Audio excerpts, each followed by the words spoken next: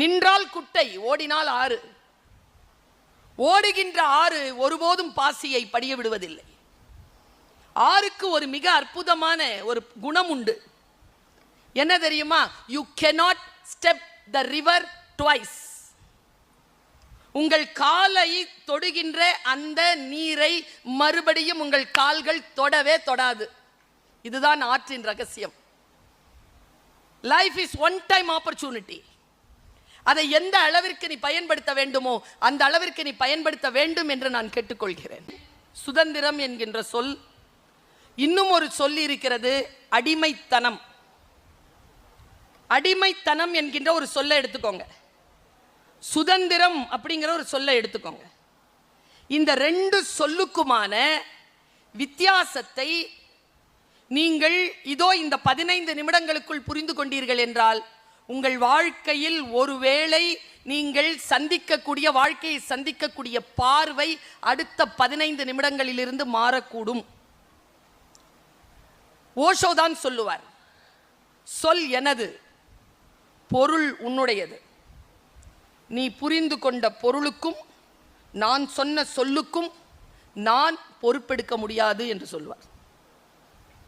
நீங்கள் சொல்லக்கூடிய சொல்லில் இருக்கக்கூடிய பொருளை நான் எப்படி உணர்ந்து கொள்கிறேன் என்பது என்னை பொறுத்த விஷயமே தவிர அதை நான் உங்கள் மீது திணிக்க முடியாது என்கிறான் ஓஷோ.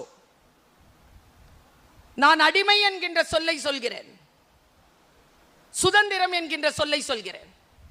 இரண்டு சொல்லுக்குமான அர்த்தம் என்ன என்று இந்த 17-18 வயதிலே நீங்கள் புரிந்து கொள்ள வேண்டும். நீங்கள் படிக்கின்ற சட்டம், அது சொல்லுகின்ற விஷயம் எல்லாம் ஒருபுறம் இருக்கட்டும், அதெல்லாம் சப்ஜெக்ட்.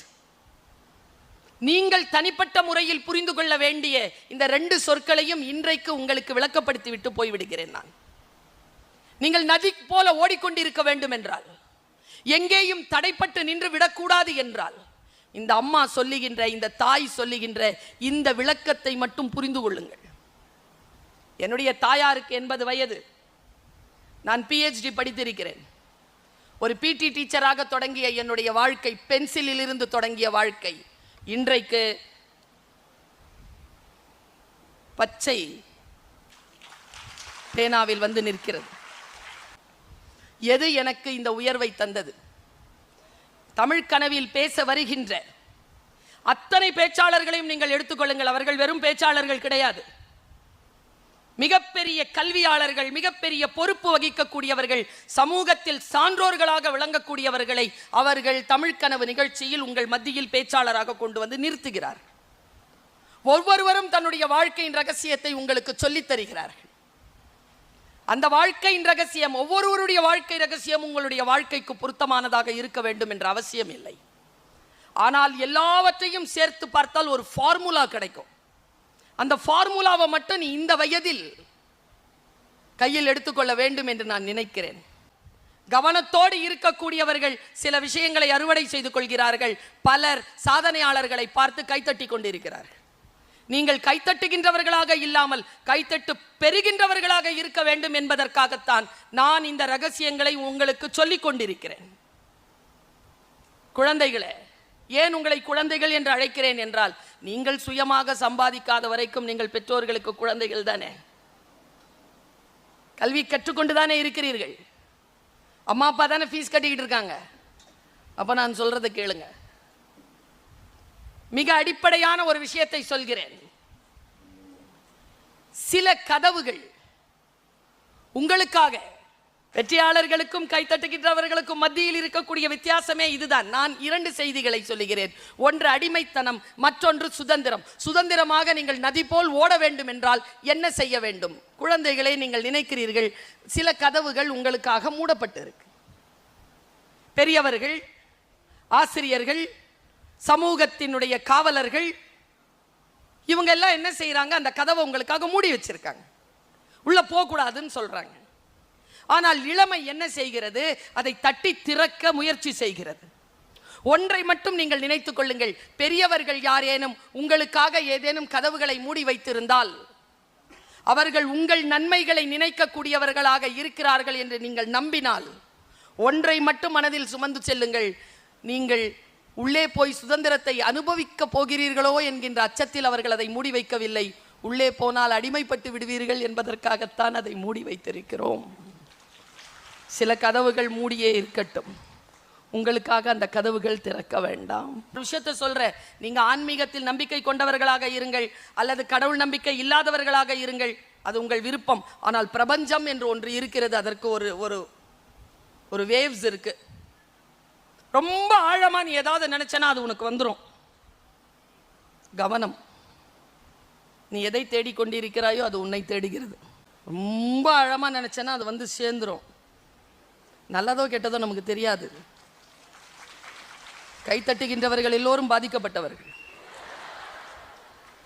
ஜாக்கிரதை. நீ எதை தேடுகிறாயோ அது உன்னை தேடுகிறது. மரணத்தை தேடுகிறாயா, தேடிடும். கீழே விழுந்துருவ. ஜெயிப்ப. ஐயோ தோத்துறணும், தோப்ப. நீ ஆழமாக எதை யோசிக்கிறாயோ அது உனக்கு வரும். தீர்மானமாக இரு. எதை நினைக்கிறாயோ அதில் தீர்மானமாக இரு. அந்த தீர்மானத்தை இந்த இயற்கை உன் காலடியில் கொண்டு வந்து சேர்க்கும். அது உன் அறம் சார்ந்தது. ஒன்றும் இல்லை, விவேகானந்தர் சொல்றார், அந்த சுதந்திரம்ங்கிற வெளியே சொல்றதுக்கு முன்னால் இதெல்லாம் சொல்லிக்கிட்டு வர, என்னோட அப்படியே நடைபயின்று வா, உனக்கு நான் சொல்ல வருகின்ற கடைசியில் கொண்டு வந்து சேர்க்கக்கூடிய அந்த மாணிக்கம் உன் கையில் படும்.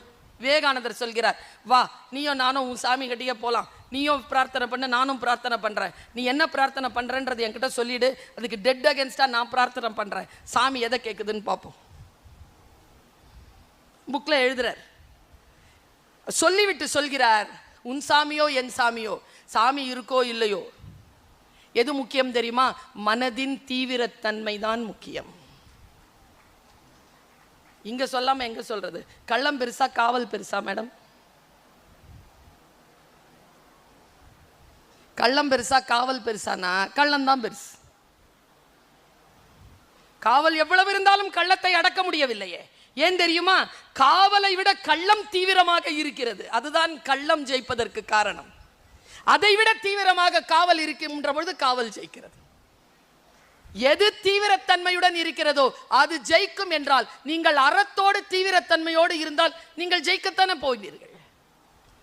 அடிப்படையில் ஒரு விஷயத்தை ஞாபகம் வைத்துக் கொள்ளுங்கள், சுதந்திர கதவுகளுக்குள் எப்படி நுழைவது? அது திறந்தே இருக்கிறதா?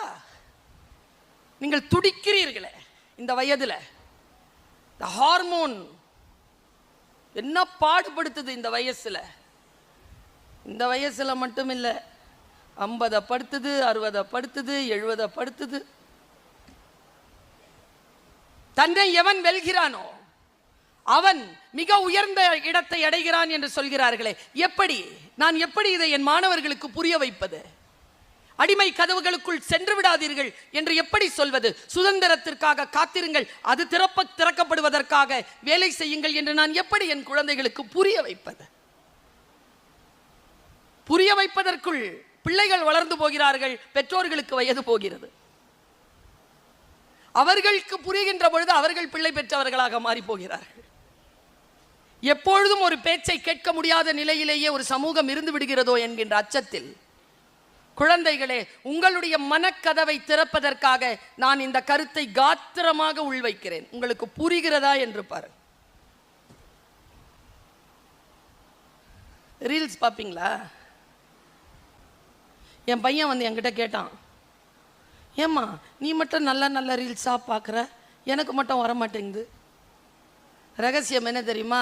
ஒரு நல்ல விஷயத்த 10 செகண்ட்க்கு மேலே பார்த்துட்டா நல்ல விஷயமாவே வருது. கெட்ட விஷயத்த 10 செகண்ட்க்கு மேலே பார்த்தா கெட்ட விஷயமாவே வருது. நீ எதை பார்க்குறியோ அது உனக்கு தொடர்ந்து வருது, நான் எதை பார்க்குறேன்னா அது எனக்கு தொடர்ந்து வருது. அவன் கம்முன்னு போயிட்டான். அவன் கொஞ்சம் ஆர்குமெண்டேட்டிவ், என்கிட்ட மட்டும் ரொம்ப ஆர்கியூ பண்ணுவான் லாஜிக்கா.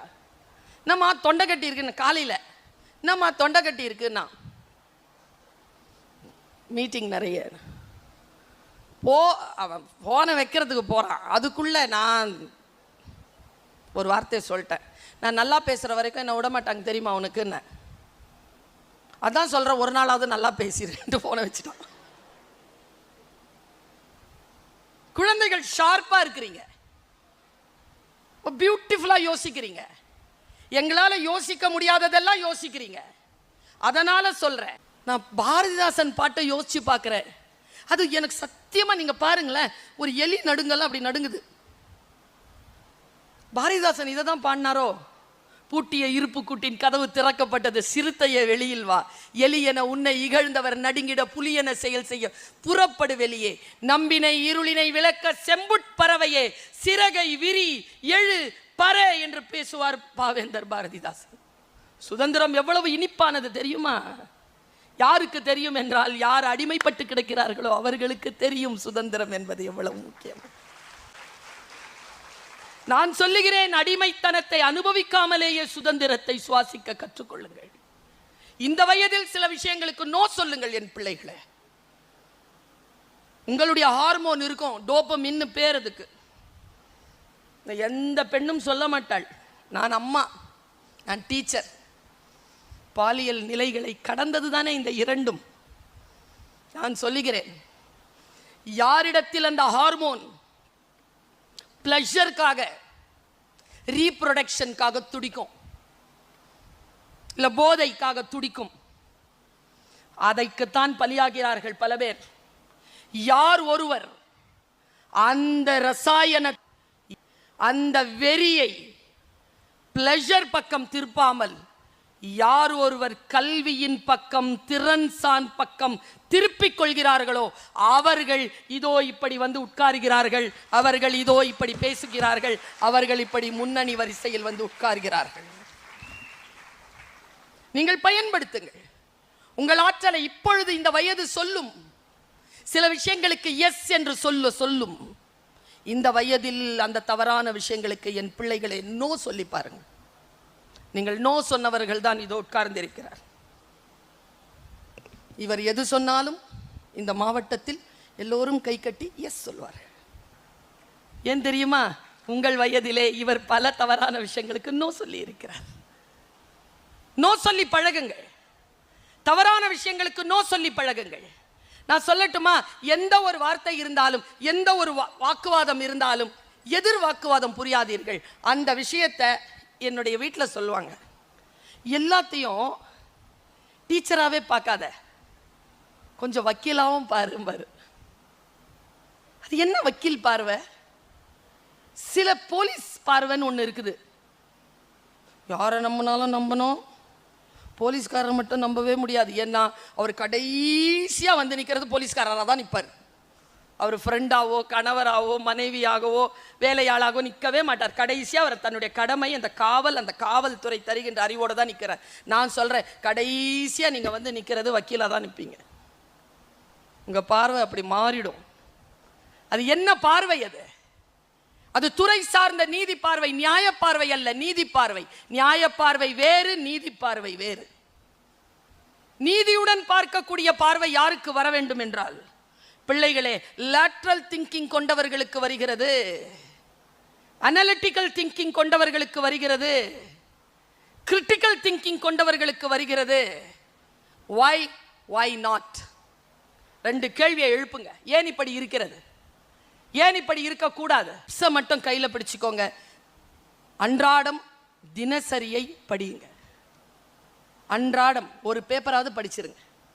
உங்களுக்கு வீட்டில் வாங்கி வாசிக்கக்கூடிய சூழ்நிலை இல்லை என்றால், கல்லூரியில், பள்ளிக்கூடத்தில் நூலகம் இருக்கிறது, அங்கே இருக்கும் வாசிப்பு பழக்கம். ஒன்றும் இல்லை, சுப்ரீம் கோர்ட் ஜட்ஜ்மெண்ட்ஸ் இருக்குல்ல, அது எல்லாமே அந்த வாரத்திற்கான தொகுப்பு முழுக்க ஹிந்து பத்திரிகையில் வந்துடும். நீங்கள் ஏதேனும் ஒன்றை பேசுவதற்கு, நீங்கள் ஏதேனும் ஒரு கருத்தை எழுதுவதற்கு, ஒரு காம்படிஷனில் கலந்துக்கிறதுக்கு திடீர்னு ஒரு வார்த்தை வந்து விழலாம். அந்த வார்த்தைக்கான பதில் நீங்கள் எங்கோ படித்ததில் வந்து சேரலாம். நானெல்லாம் வெற்றி பெற்ற பேச்சாளராக இருப்பதற்கு காரணமே அன்றாடம் வாசிப்பது தான். வாசிக்கிறேன் நான்.